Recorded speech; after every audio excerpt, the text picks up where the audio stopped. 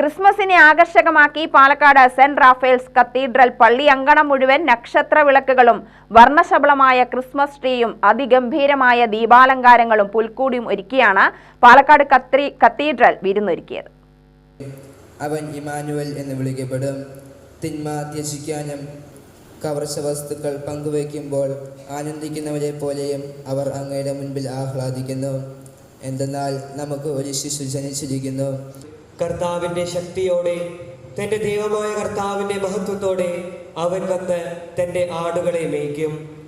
എല്ലാ വർഷങ്ങളിലും വ്യത്യസ്തങ്ങളായ ദൃശ്യവിസ്മയം ഒരുക്കുകയാണ് പാലക്കാട് സെന്റ് റാഫേൽസിന്റെ പ്രത്യേകത. ഇത്തവണ പള്ളിമുറ്റം മുഴുവൻ നിറഞ്ഞു നിൽക്കുന്ന ദീപാലങ്കാരങ്ങളും നക്ഷത്രങ്ങളും തയ്യാറാക്കി. മികച്ച നക്ഷത്രങ്ങൾക്ക് സമ്മാനവും നൽകി. ഏറ്റവും വലിയ പുൽക്കൂടും ഒരുക്കിയിരുന്നു. ക്രിസ്മസ് ആഘോഷം ബിഷപ്പ് മാർ പീറ്റർ കൊച്ചുപുരയ്ക്കൽ ഉദ്ഘാടനം ചെയ്തു. ലോകത്തെ ഇന്നത്തെ സാഹചര്യത്തിൽ ഏറ്റവും ആവശ്യമായതാണ് ശാന്തിയും സമാധാനവും. യേശുക്രിസ്തുവിന്റെ ജനനം വിളിച്ചറിയിക്കുന്നത് ഈ ശാന്തിയും സമാധാനവും സന്തോഷവുമാണെന്ന് അദ്ദേഹം സന്ദേശത്തിൽ പറഞ്ഞു.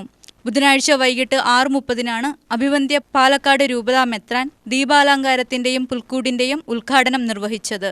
വിവിധ യൂണിറ്റുകൾ പള്ളി അങ്കണത്തിൽ ഒരുക്കിയിട്ടുള്ള സ്റ്റാർ മത്സരവും തുടർന്ന് പുൽക്കൂട് കാണുന്നതിനും പൊതുജനങ്ങൾക്ക് അവസരമുണ്ടായിരുന്നു.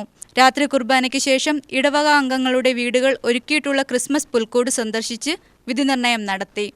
രാത്രി 11:30 തിരുപ്പിറവി കർമ്മങ്ങൾ നടന്നു. പ്രദക്ഷിണവും വിശുദ്ധ കുർബാനയും മറ്റു ആഘോഷ പരിപാടികളും ദേവാലയത്തിലും പള്ളി അങ്കണത്തിലുമായാണ് നടന്നത്.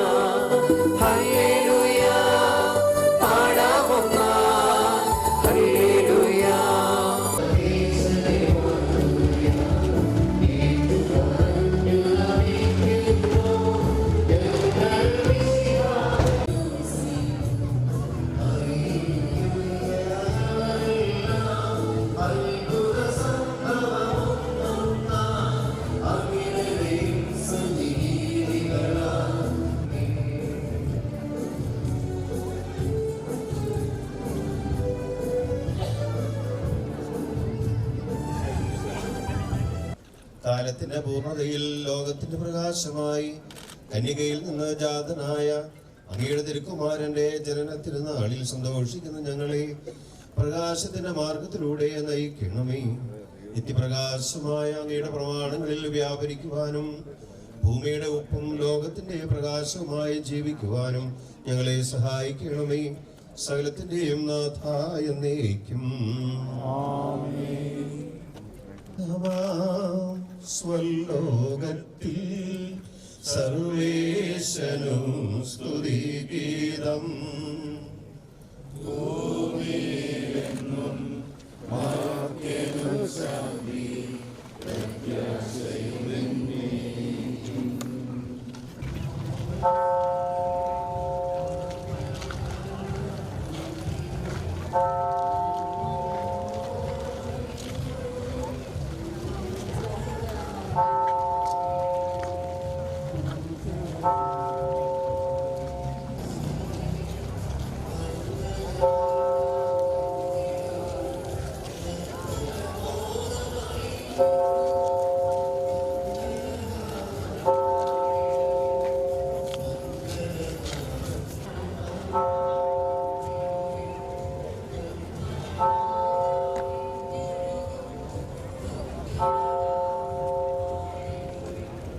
നമുക്ക് എന്തെല്ലാം കൊടുക്കാൻ പറ്റുമോ, ക്രിസ്മസിനോടനുബന്ധിച്ച് നമുക്ക് എന്തെല്ലാം കൊടുക്കാൻ പറ്റുമോ അതെല്ലാം നമ്മൾ കൊടുത്തിരിക്കുന്നു എന്നുള്ളതിന്റെ ബാഹ്യമായ ഒരു തെളിവാണ് നമ്മുടെ ഈ ദേവാലയ പരിസരത്ത് കാണുന്ന മനോഹരമായ ക്രമീകരണങ്ങൾ, അലങ്കാരങ്ങള്, അതുപോലെ സുന്ദരമായ ഒരു പുൽക്കൂട്.